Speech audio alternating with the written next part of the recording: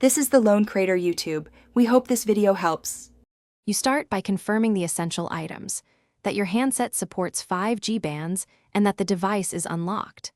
Once done, verify the carrier allows 5G on a 4G SIM or if a profile or OTA update is required.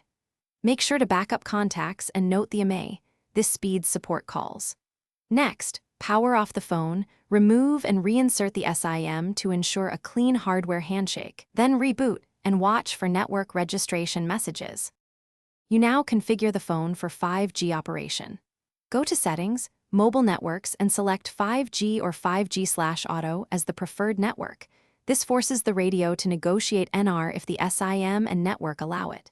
If the carrier pushes an update or APN profile, accept and install it, because profiles can unlock 5G provisioning. Make sure NR bands for your region are enabled in advanced settings. Once configured, toggle airplane mode briefly to prompt re-registration on the new service. You finish by verifying 5G connectivity. Run a speed test and look for the 5G icon. Speeds and latency will indicate successful NR attach.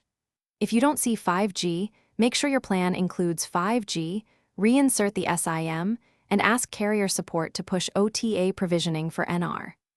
If problems persist, reset network settings on the phone or perform a full network reset. This clears stale profiles and often resolves provisioning conflicts. One key tip: carriers sometimes require. Thanks for watching. Consider subscribing if we helped you.